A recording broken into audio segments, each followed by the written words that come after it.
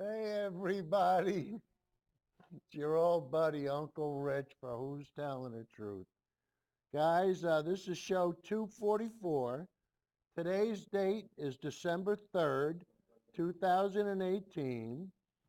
And the name of the show is The Next Era. And you're going to, a lot of people are going to say, that sounds awful familiar. The next era. Where have I heard that before? And guys, it's been creeping up on you, and it's been on video too. So Judy, we're going to start with video two, and listen how, just how the term next era has crept up on you. Judy, number two, please. Eras. They're defined by the people who power Volume, them. Kurt. Individuals born to shake things up, turn it on its head, to reimagine what was previously thought impossible. The next era Kurt, a little will more rely volume, on those please. who see the energy in everything. We are those people, innovative thinkers, visionaries solving the world's toughest energy challenges, pioneers harnessing and storing energy from the sun and wind, disruptors who challenge the current Volume, and incite change. See, this is our era, America's energy era. And with the right minds, bright minds, united by a shared vision, the next era will be ours as well. This is more than a job opportunity. It's an invitation to help us define the next era. The next era. Guys, did you hear that? He keeps saying the next, Judy, you got to come back to me. The next era. Instead of saying the next era. Now guys, maybe I talk a little funny.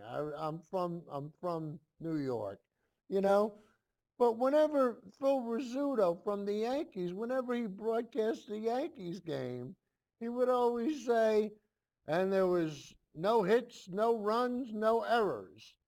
He didn't say there was no eras, did he? So, guys, I think it's the way you enunciate your syllables. But, guys, there's a new era. And that's what I'm going to, and you could say that, hey, Uncle Rich calls it an era. That's good enough for me.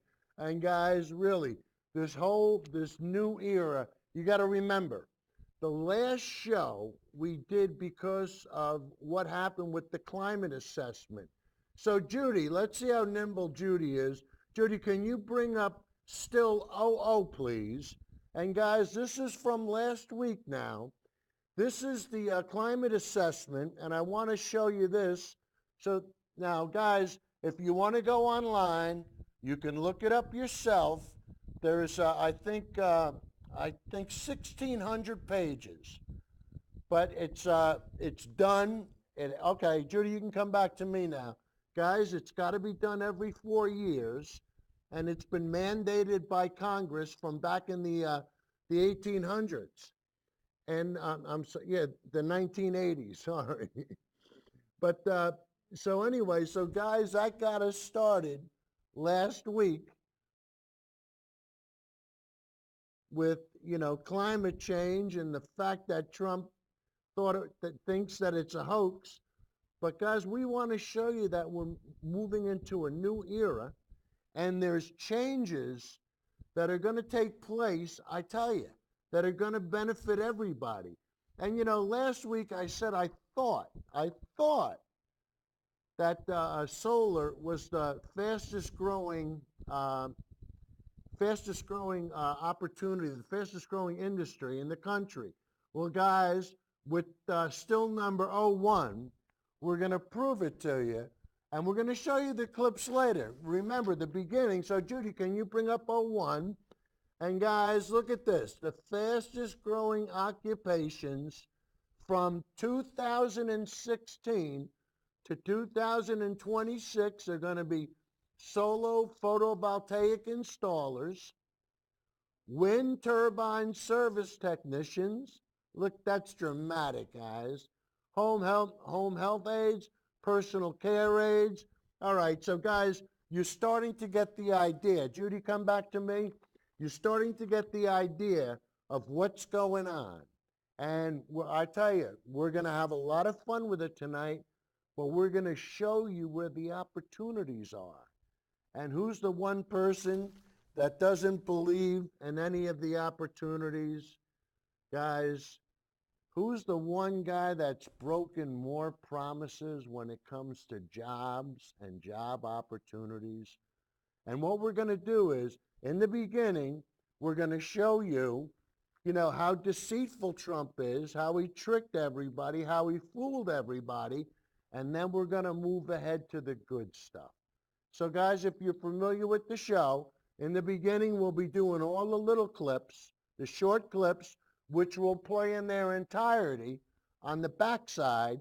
So if there's something that you really like, and if you're watching on YouTube, you can just forward to that. So I tell you, but guys, there's going to be a lot to look forward to on this show. So anyway, this first clip we're going to show, it's where Trump with his broken promises. So guys, Judy, let's prove my point with clip number. 9 days before the 2016 election, President Trump made this promise in Warren, Michigan. If I'm elected, you won't lose one plant. You'll have plants coming into this country. You're going to have jobs again. You won't lose one plant, I promise you. You won't lose one plant. That was just over 2 years ago in Warren, Michigan. This week, General Motors announced it was shutting down production at their factory in Warren, Michigan, and 4 other factories in North America, laying off almost 15,000 workers.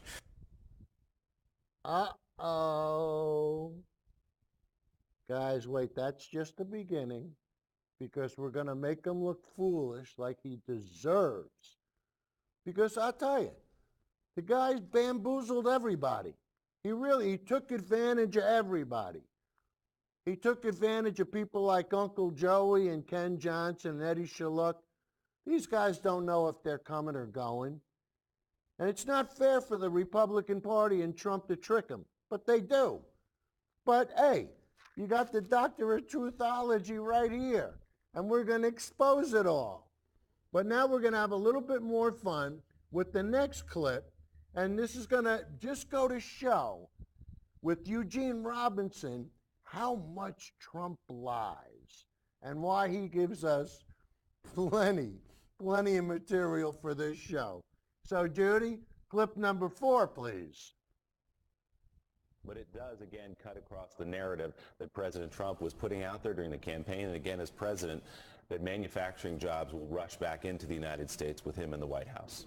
Yeah, and he promised a lot of things. He promised manufacturing jobs would rush back in, and they're not doing that. He promised that the coal industry would come back, and that's not happening. He promised that U.S. Steel would open 6 to 8 new plants. Guys, and remember we showed that about U.S. Steel. It was all lies, and the lies are being exposed as lies. And guys, it's nice when we have confirmation of stuff that we do on the show. Now, I mean, it just, when you have somebody that reinforces what you've already said, nothing feels better. And when everybody's telling the truth, guess what? But some people can't understand what the truth's all about. So, and the next clip, Trump seemed to claim that he had a magic wand. He was going to come in and create jobs and make sure that jobs weren't going to leave. And guys, what did Trump end up doing? He ended up embarrassing himself like he does so often. So Judy, let's prove my point with clip number 5, please. After the news of GM's layoffs came out on Monday, this is what the president said about what he has done for manufacturing in America. Listen to this. The previous administration, they said manufacturing's never coming back. It's gone. You need a magic wand. Well, we found the magic wand, and that's actually going to be increasing by a lot in the next short while because we have a lot of companies moving in. Unbelievable. Now, again, you voted for President Trump. Did he find the magic wand to these manufacturing jobs, and do you find that comment offensive? I find it offensive. But how could you not find it offensive? Magic wand. What are you going to tell us? You got magic beans? You're going to grow a beanstalk now? But I'm telling you, guys, the one magic wands that we do have are the ends are the blades of the wind turbine. And I want to tell you, if you want to look at that as a magic wand, spinning around and around and around, now you're starting to talk my language. And guys, Next Era, you're going to see why we named this show Next Era. Because I'll tell you, I want to give them their dues. These guys are doing a nice job. They're spending money, and they're investing in America. And this is what is so nice about it. So, Judy, let's see what happens when you invest in the community and in farmers and in local industry. Let's prove my point with clip number 6, please. Look at those turbines. $1, $2, $3, $4. Ooh, Hazel, we're making money. Money goes back into the community, guys. Hey, they're harvesting the wind. What could be easier?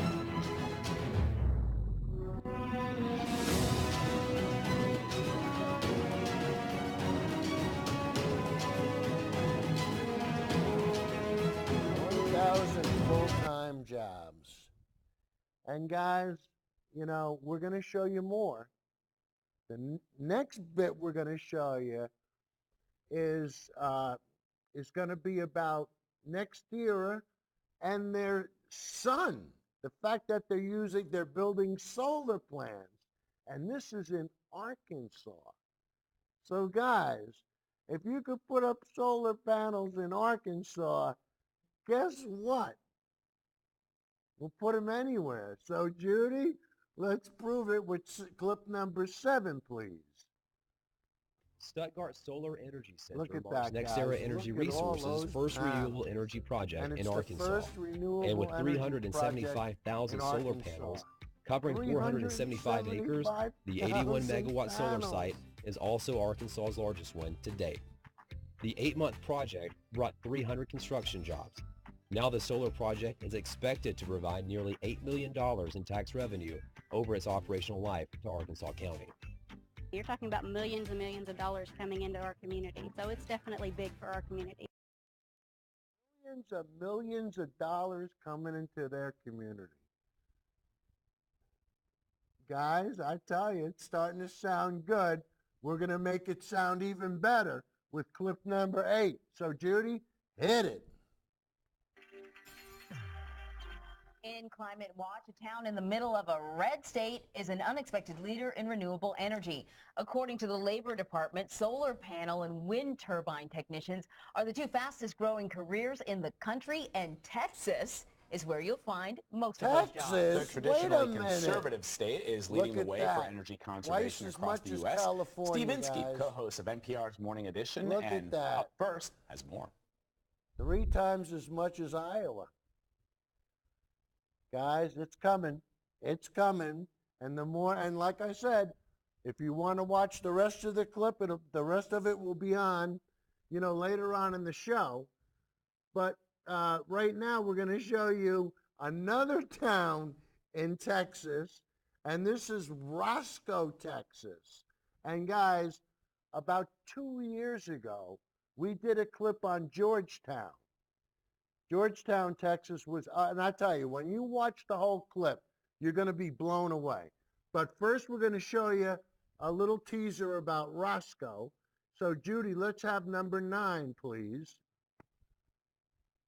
Politicians talk about a resurgent coal industry in the U.S. Well, that industry employs about 51,000 workers. That's By comparison, the wind industry employs almost twice that. and there are some 84,000 wind turbines like these across the United States. States are stepping up. New York wants to harness enough offshore wind energy by 2030 to power 1.2 million homes. Back in West Texas, renewable energy continues to be an economic boon. An economic boom. And that's what it is. A boom. He said boon. I say a boom. You know, you say era. I say era.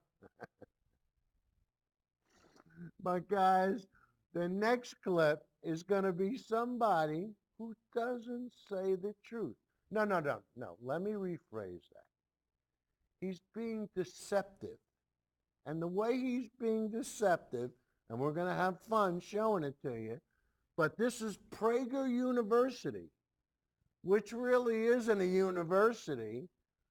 And who's funding it? Well, guys, we can get into that at a later date.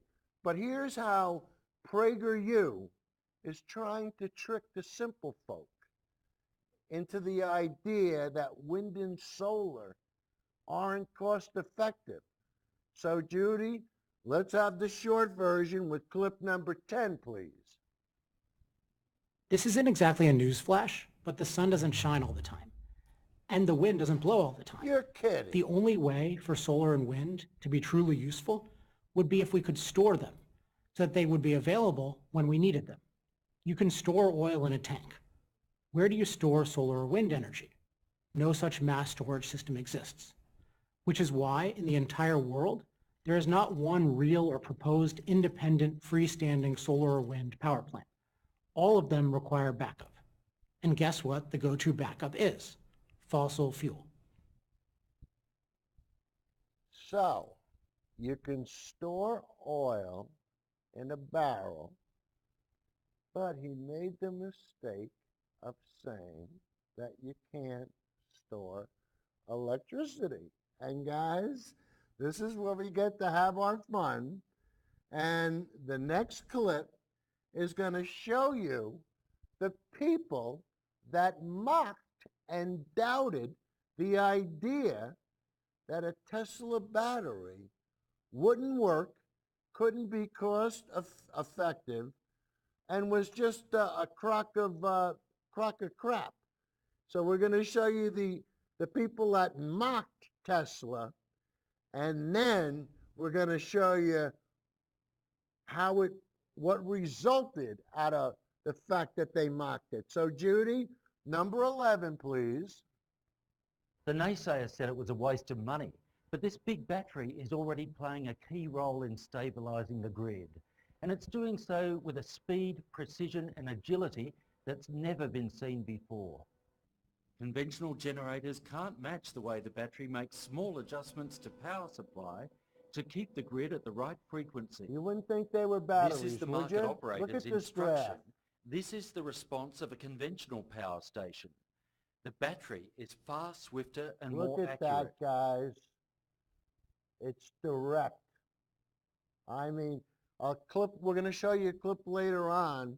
The one guy from the power company says it makes adjustments within 2 millionths of a second. That's pretty fast. Hey, Judy, that's dynamite. Looks great. I love that blue graphic we got down there. That really does make it look nice. All right, so anyway, now we're going to show you how mother is the, wait a minute, is the mother, what's the word? Is the mother of invention? Necessity is the mother of invention. And look what necessity has wrought. So, Judy, let's have clip number 12, please. Welcome, everyone, to basically the announcement of Tesla Energy. Tesla Energy, a new company. Tesla's power pack battery system is connected to a wind farm in Australia, has the capacity to supply 30,000 homes, 1 hour, 3 times more powerful than the next biggest battery. And guys, we're going to have some fun because we're going to go, Judy, come back to me. We're going to take a good look at the batteries, and I tell you, We're going to leave no stones unturned. And guys, to take it one step further, we're going to show you a little island that is now completely taken care of with solar panels and batteries from Tesla. And I'm going to read you this because you're not going to believe that they're not going to burn any more diesel fuel. Well, virtually any more.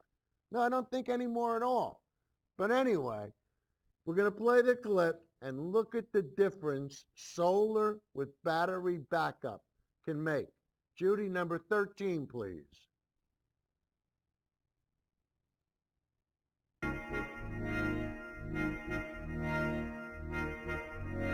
American Samoa. This island has been using diesel generators for power. One generator burns 300 gallons of fuel per day. I guess 10,000. Whoop, I missed it. Look at that. Isn't that nice, guys? 5,000.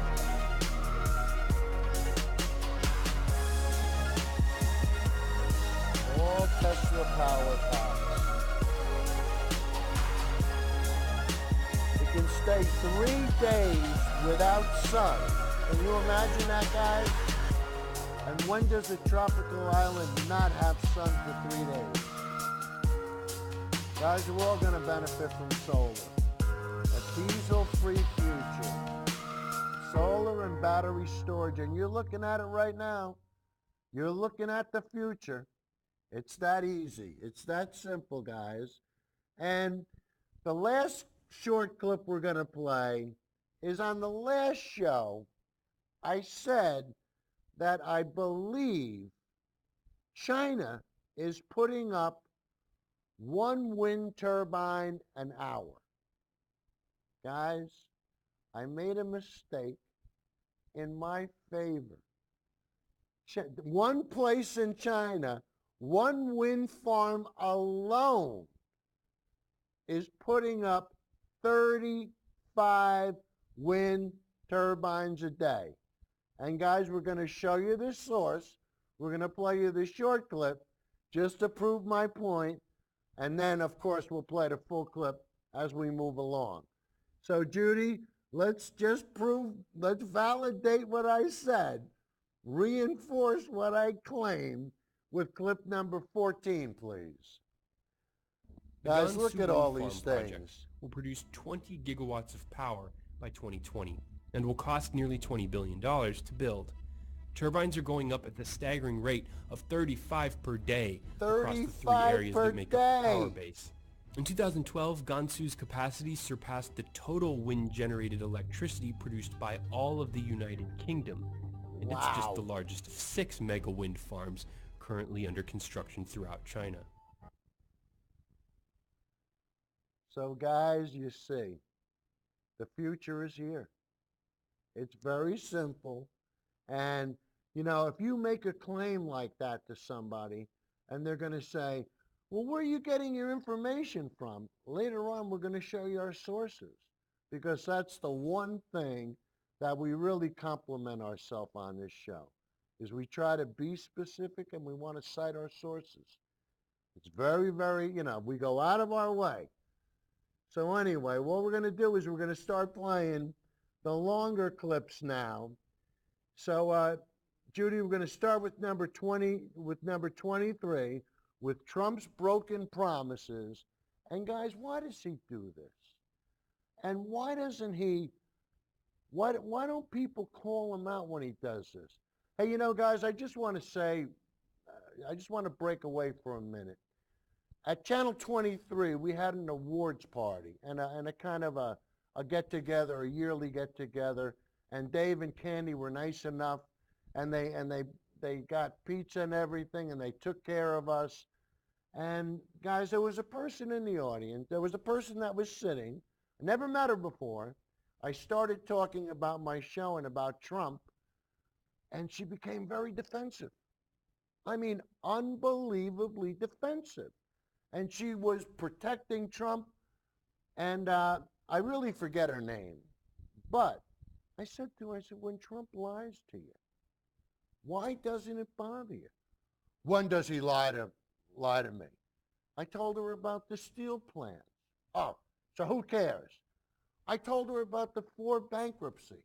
What difference does it make? I said, after a while, I said, it doesn't matter.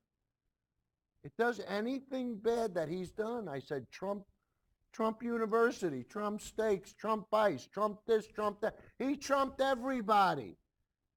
And you know what? She didn't care. He's my dear leader. He's more important to me than any. And I was more. And guys, I introduced myself. We shook hands. But she was firmly committed to thinking her way, and nothing would change her mind. And this is what I call a tribe mentality. When you think the dear leader can do nothing wrong, we're all in a lot of trouble. But, this will be the first of the longer clips, so put your feet up, smoke if you got them, and we're going to show you Trump with his broken promises, and we're just going to go right down the line, and we're going to show you the good stuff at the end. So, Judy, number 23, please. 9 days before the 2016 election, President Trump made this promise in Warren, Michigan. If I'm elected, you won't lose one plant. You'll have plants coming into this country. You're going to have jobs again. You won't lose one plant. I promise you that. I promise you. That was just over 2 years ago in Warren, Michigan. This week, General Motors announced it was shutting down production at their factory in Warren, Michigan, and 4 other factories in North America, laying off almost 15,000 workers. Joining me now, Academy Award-winning filmmaker and activist Michael Moore. Pretty stark what's going on in Warren, that pledge, and the news today. Well, Obama, he saved General Motors. We paid for it, and now General Motors is doing what they've always done. This is the thing about Trump, is that he doesn't understand how he's been played by GM. GM's been doing this for a long time, where give us tax breaks, give us tax abatement so we don't have to pay property taxes, and we'll create all these jobs. That particular plant in Detroit, it's called the Poletown plant, Detroit Hamtramck, they promised 6,000 jobs. There's about 1,600 that work there. They never got to the 6,000 jobs. They never followed through on the things they promised on. But so if Trump had any sense of history, if he'd studied anything about corporate America, which he should have, because here's the thing with him, his indignation today it sounds right. Right. But he should know better. He gave them all corporations, a historic tax cut last year. Well, that's the thing. I mean, Sherrod Brown pointed this out today. I mean, GM, like all American corporations, saw an enormous tax cut. Their tax cut rate dropped, 15 percentage points? I mean, yes, they made last year, their profit was $6 billion, General Motors. Wow. This is not a company that's hurting.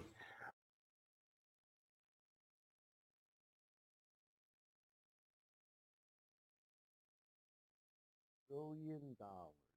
And do you think they'd want to share that with their employees?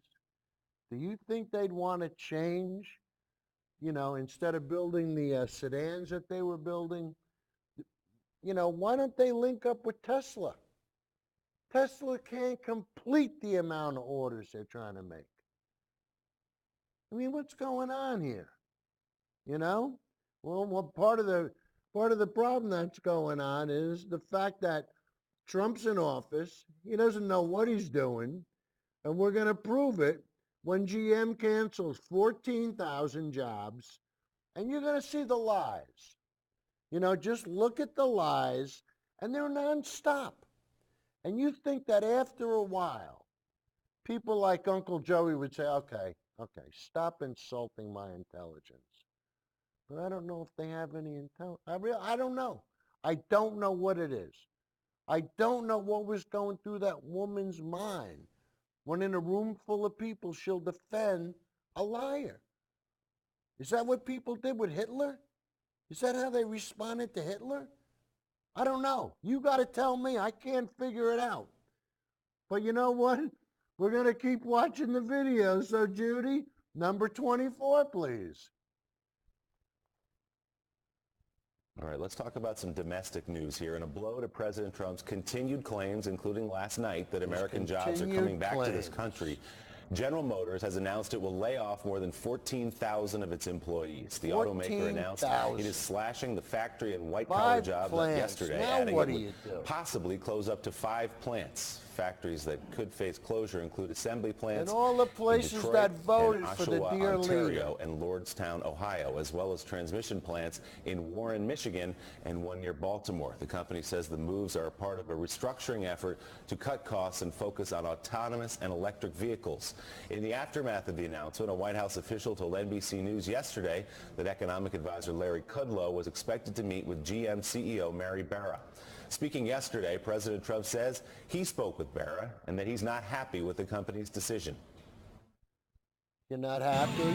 Well, we don't like it. I believe they'll be opening up something else, and I was very tough. I spoke with her when I heard they were closing.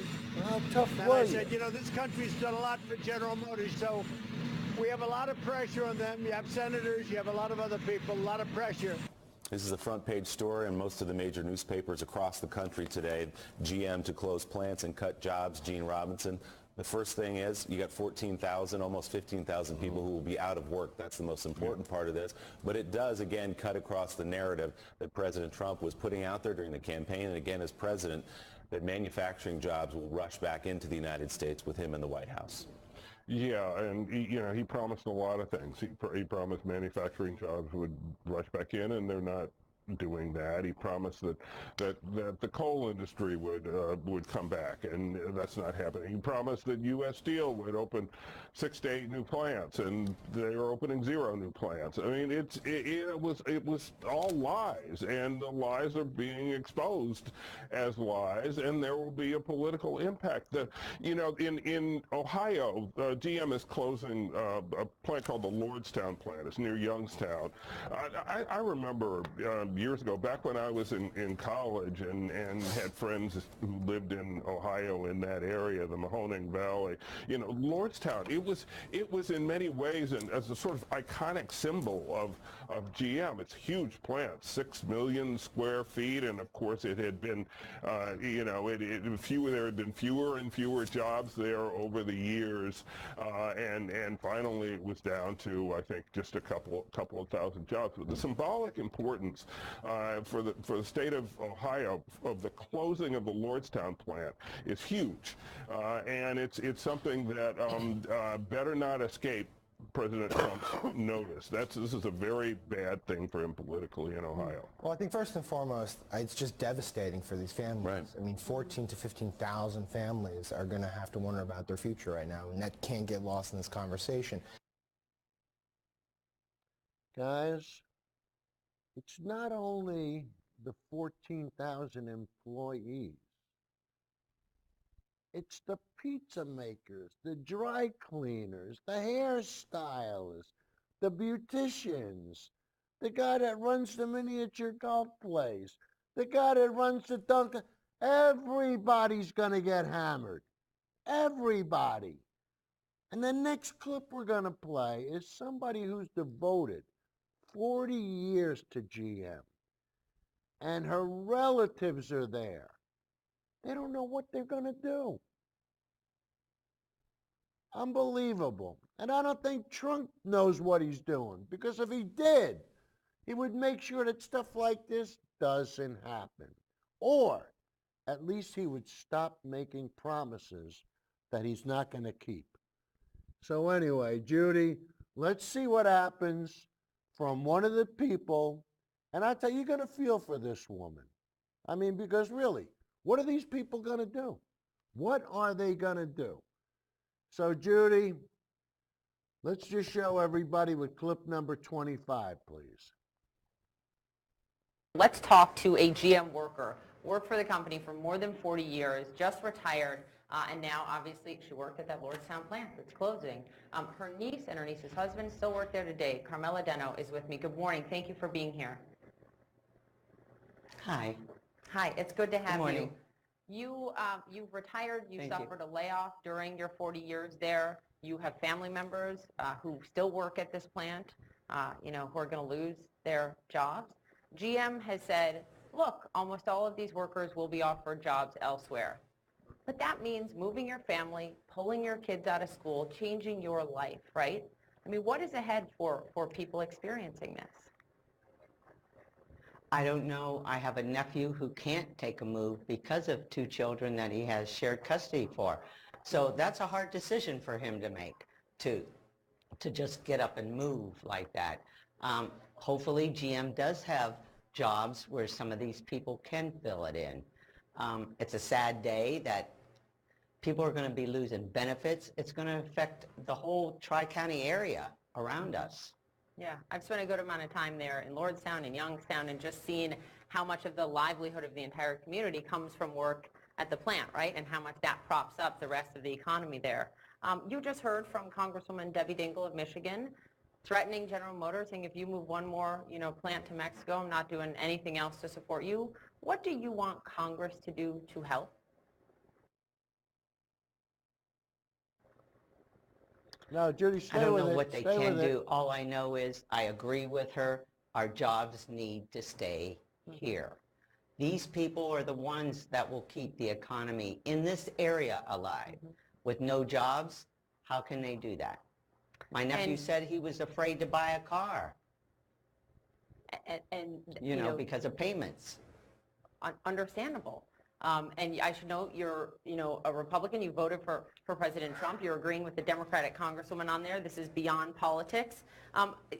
Let me have you listen to what It is beyond politics. It's not Republican, Democrat. It's getting these people back to work. Yeah. Making the plants. Let's make our products here. After the news of GM's layoffs came out on Monday, this is what the president said about what he has done for manufacturing in America. Listen to this. The previous administration, they said manufacturing's never coming back. It's gone. You need a magic wand. Well, we found the magic wand, and that's actually going to be increasing by a lot in the next short while because you have a lot of companies moving in. Now, again, you voted for President Trump. Did he find the magic wand to these manufacturing jobs, and do you find that comment offensive? I find it offensive. We are the magic wand. We are the people that kept GM here all that time. We are a caring community. We are a good workforce. I feel we kept GM here, not any president. Carmelo Deno, thank you for being here. Thank you for the 40-plus years of work you did, and we are thinking about your nephew, your niece rather, and her husband and all of those workers. Yeah, I have a niece and her husband work there, and their son is a juvenile diabetic who needs medicine every day. And they're going to lose benefits. This is the human impact of layoffs. Thank you for being with us and sharing your story. The human impact. And, do you really think the board members of GM really care? The only thing they care about is their profits, right? And, the audacity that, the audacity for Trump to say that companies are moving in when it's just the opposite. It's ass backwards. Right, Uncle Joey? And you wonder why Uncle Joey gets everything ass backwards. And, this is beyond politics. So let's stop with the political nonsense. And let's start to take a look at the possibility and the prospects of the future. And now we start to get to the rewarding part of the show where, hey, guys, if you know somebody looking for work, good work, better than a living wage with benefits, we're going to show you some answers now. And, so if you know somebody, try to pass this part of the show on to them or tell them, hey, go to the, what minute mark? Go to the 39-minute mark of the show and watch it. So, Judy, let's have some fun with Next Era and the possibilities and the prospects with wind. Number 26, please.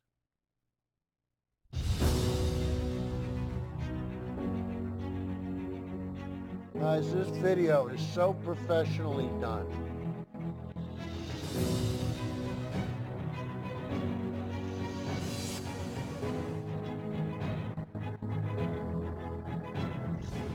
Homegrown energy you can count on. Harvesting the wind. What could be simpler? $1, $2. I don't like them that close to a house, but you know what?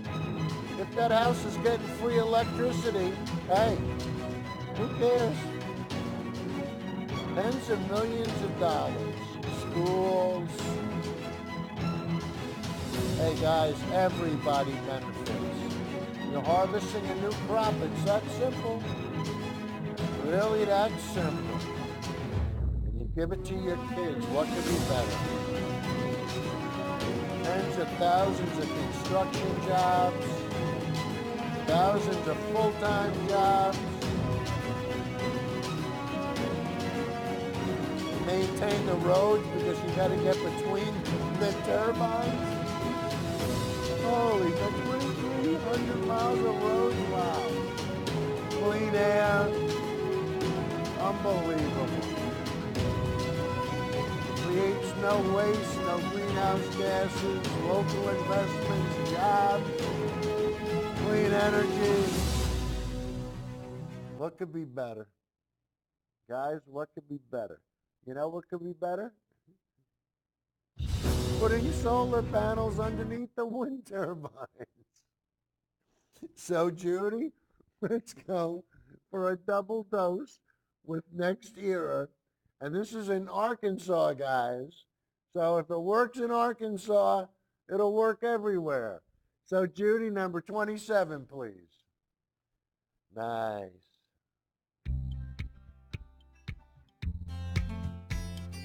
This is a great day for Arkansas County. It pleases me to Look know at that, guys. there's That's something here gorgeous, that we can isn't use, it? a natural resource that comes again, and we can use it to heat and cool our homes and provide light for them as well. 5, 4, 3, 2, 1. Southeast of Little Rock in the town it's named for, Next Era Energy Resources Look at all Stuttgart those Solar panels. Energy Center How long officially did it began take to providing put them power up? to Entergy Arkansas's customers. Through this partnership, we are bringing affordable renewable energy to all of Entergy Arkansas's customers. We are honored to be in Arkansas, and we look forward to continuing to invest in this great state. Having a large facility like this, 81 megawatts, really a big deal for us. It shows that we're looking to expand our portfolio in the renewable arena. So we're very excited about having this plant. Stuttgart Solar Energy Center marks Next Era Energy Resources' first renewable energy project in Arkansas. And with 375,000 solar panels covering 475 acres, the 81 megawatt solar site is also Arkansas's largest one to date. The 8-month project brought 300 construction jobs. Now the solar project is expected to provide nearly $8 million in tax revenue over its operational life to Arkansas County. You're talking about millions and millions of dollars coming into our community, so it's definitely big for our community. Arkansas Governor Asa Hutchinson says the investment in renewable resources also attracts international business. I've been all around, and I know particularly in Europe that if you're going to recruit investment in the United States of America and you want to compete, you better have sources of clean energy. Stuttgart Solar Energy Center Wow, will deliver look that at all clean those energy to panels. 13,000 Arkansas Entergy customers, mother lode. including Terry Simpson's family, who provided the land for the project. Just to be able to provide this and know this is going to be here when we're gone, for our grandchildren to be able to experience this. It's this is so positive for our area, and it's rewarding for us as individuals.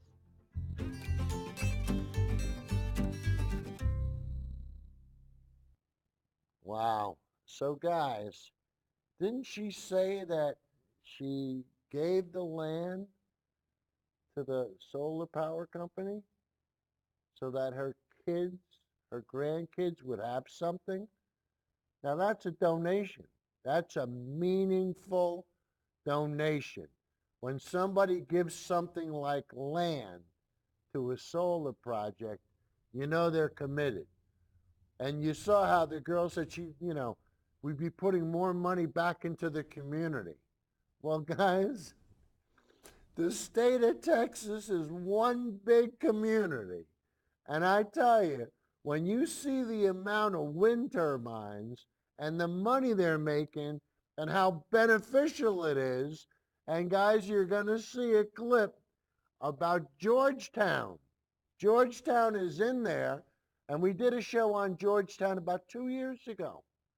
And hey, we made claims in that old show, and guys, everything's come to fruition. And now Georgetown, they're reaping the benefits. So let's have some fun, and let's see how a red state can make some real green with wind turbines. Judy, 28, please.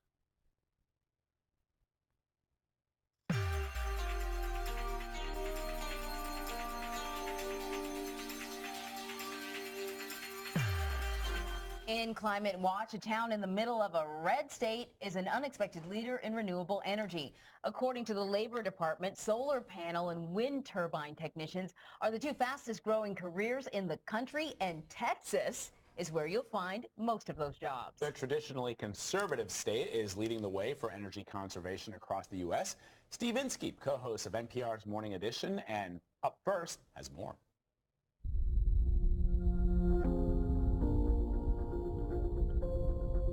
How many miles of wind turbines are we walking through here? From the furthest point out on the project to the furthest point out back there is right about 13 miles.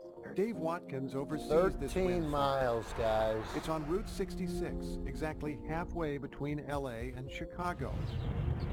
Bikers taking road trips on this historic highway rumble past one new wind farm after another. Hey, I heard someone in town say once that this particular area doesn't have a lot of oil, doesn't have a lot of water, but the one thing it does have is wind.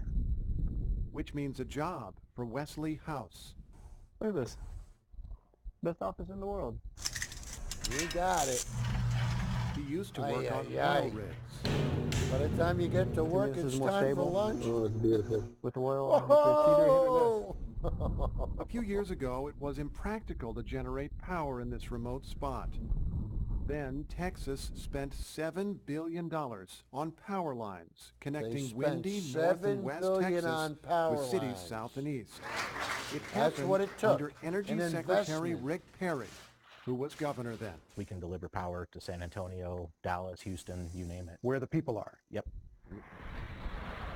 Including the city that uses almost Georgetown, right there, guys, just like I said. 501 miles from Adrian, Texas, where the wind turbines are, down to Georgetown, Texas, where the power is going.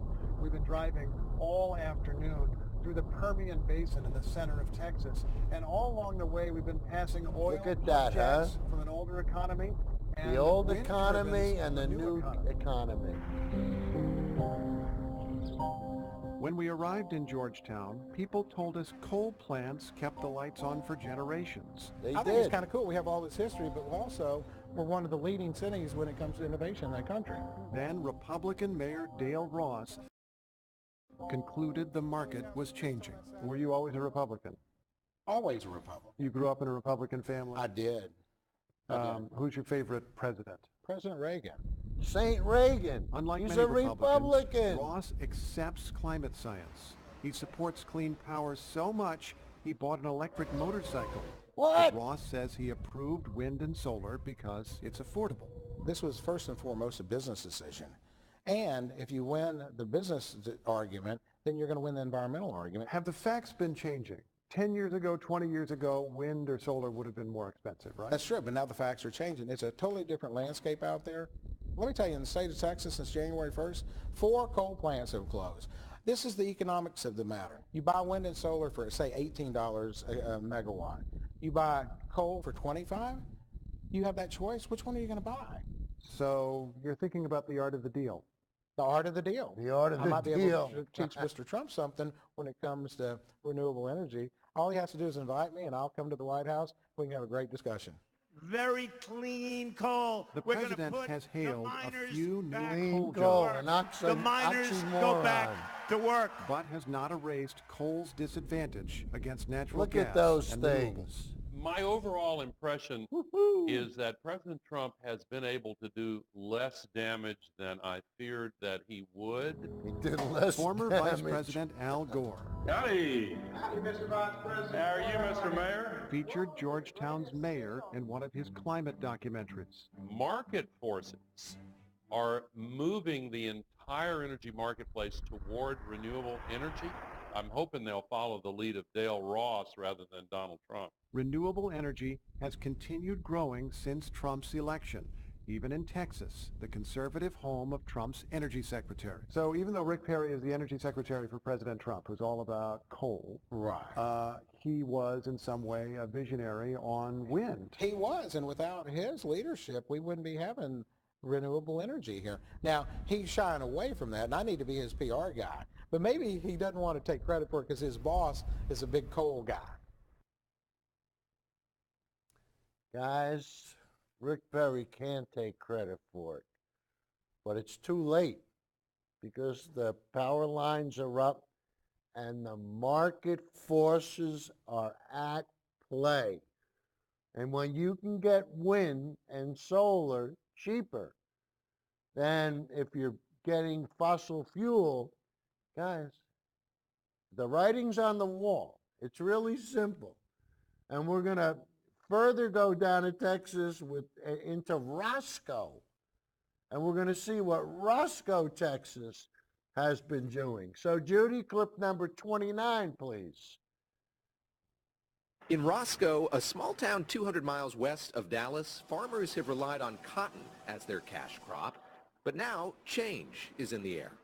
So your family for Change is in generations the was air. involved in the cotton business here in Roscoe. Then you get involved in the wind business. How'd that happen? Correct. We were approached by Electricity, Economics. who's now owned by Eon, about 20 years ago. It far exceeds my expectation. The German energy company operates more than 500 turbines in this part of Texas on a patchwork quilt of leased land. An Eon executive says that when it comes to renewables, this red state, known for its oil, has been downright progressive. With incentives and new infrastructure, Texas also has its own grid and less regulation. Texas has actually made wind energy a priority.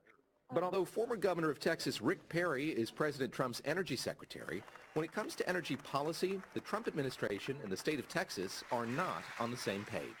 We have ended the war on American energy, and we have ended the war on beautiful, clean coal. Green energy advocates want President Trump Beautiful, to widen his clean focus. coal. What would you say to him about renewable energy? It's been thought a he little didn't schizophrenic, drink. which is shocking that the president's been sort of inconsistent. Politicians talk about a resurgent coal industry in the U.S. Well, that industry employs about 51,000 workers. By comparison, the wind industry employs almost twice that, and there are some 84,000 wind turbines like these across the United States. States are stepping up. New York wants to harness enough offshore wind energy by 2030 to power 1.2 million homes. Back in West Texas, renewable energy continues to be an economic boon. They've contributed to the school, they've contributed to the community, the tax base. It's They been a big, contribute to the help. community, the Landowners here tax have base. embraced the wind and the change. We all It's blown win. in. David Gura, NBC News, Roscoe, Texas. Guys, we all win. And we can lose, though, because some people want to create debt, diluteness, and intermittency. And guys, we're going to show you the clip from PragerU. So, and I want one other clip to get in, so we got to step on it. So, Judy, clip number 30. And let's see. You can see how Prager University tries to mislead the simple folk. Number 30, Judy.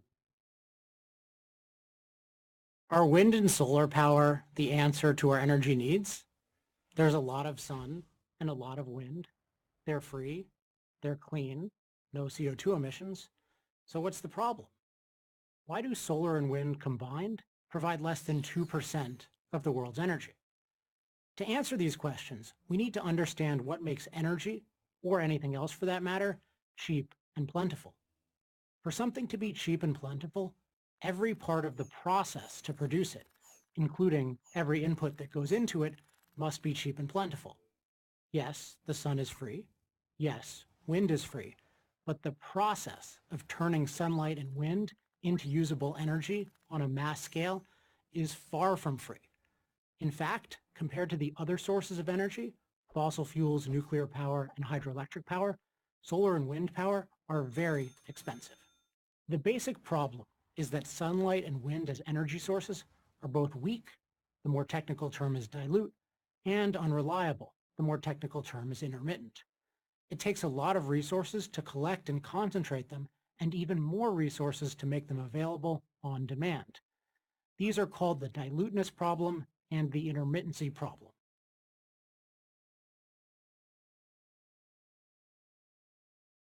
They want to create doubt, just like they want to get people to think that smoking cigarettes isn't that bad for you. But guys, we want to wrap it up. And Judy, I'm going to give you a little bit of a curveball because we want to end up with clip number 32, which is the launch of Tesla Energy. So once again, we're going to prove, there you go, let it run. We're going to prove that necessity is the mother of invention. And the battery went online. The biggest lithium-ion battery began dispatching power. Guys, it works. To basically the announcement of Tesla Energy. All right.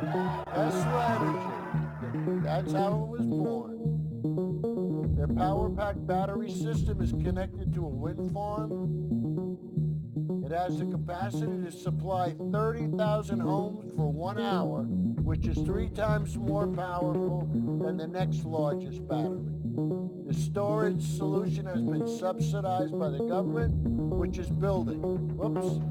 It follows blackouts last year that sparked a nationwide debate about the reliability. The mega battery marks the latest phase of lithium-ion battery conversion. Advocates say it's transforming the world's energy system by enabling. Judy, you did a nice job. Guys, you got the credits rolling just nice. I want to thank Judy. I want to thank Kurt for doing a dynamite job. Hey, and there's our buddy, Marco from Martino Pizza. He really hooked us up, guys. So guys, we'll see you next week. And I don't know what's gonna happen because I've been busy doing the show. And has Trump shot himself in the foot yet? I guess we'll have to wait until next week.